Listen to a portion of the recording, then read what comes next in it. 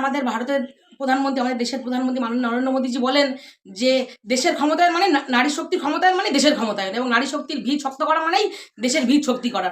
এবং আমাদের যে নতুন সরকার গঠন হলো, শুভেন্দু অধিকারী জি আমাদের বাংলার মুখ্যমন্ত্রী, তিনি যে এসেই যে এই অন্নপূর্ণা ভান্ডারকে সিলমোহর দিলেন ক্যাবিনেট মিটিং, এটার জন্য আমরা খুবই খুশি।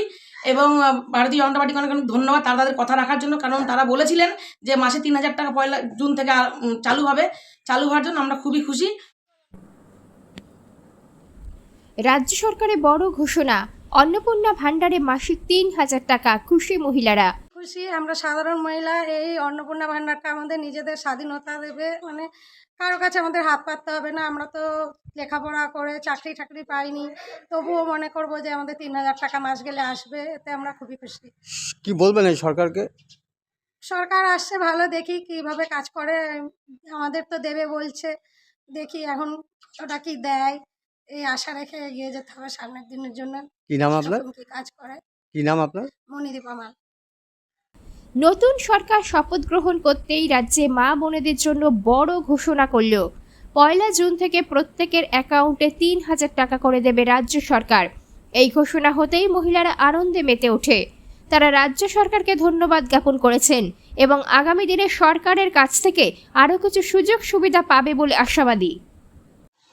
আমাদের স্বামীদের যে রোজগার হয় তার থেকে আমাদের কোনো কিছু হয় না। আমাদের এই ৩,০০০ টাকা করে পাওয়াবে আমাদের সন্তানের একটুখানি পড়াশোনা লেখাপড়া ভালো দিকে যাওয়া, এতে আমরা অনেক খুশি। সরকার আশা করি অন্নপূর্ণা ভান্ডার, যেখানে আমরা মায়েরা খুবই আনন্দিত এবং মায়েদের চিন্তা করে, বাংলার মা বোনেদের চিন্তা করে এই অন্নপূর্ণা ভান্ডারে ঘোষণা করা হয়েছে শুধুমাত্র মহিলাদের স্বনির্ভর করার জন্য। এইটা কিন্তু আমাদের রাজ্য সরকার কোনো ভাতায় পরিণত করছে না, এইটা আমাদের করা হচ্ছে একমাত্রই মহিলারা স্বনির্ভর হবে সেই চিন্তাধারা করে।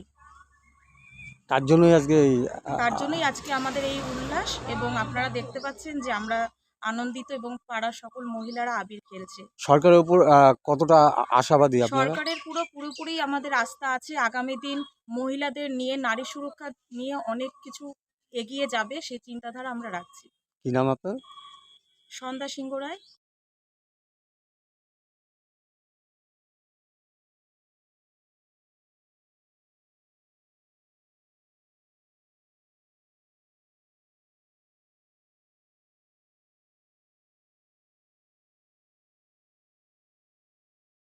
সবাই খুশি, অনেকটাই খুশি, কারণ এই সরকারটা চেঞ্জ হওয়ার খুব দরকার ছিল, আর চেঞ্জটা হওয়াতে আমরা সবাই খুশি হয়েছি।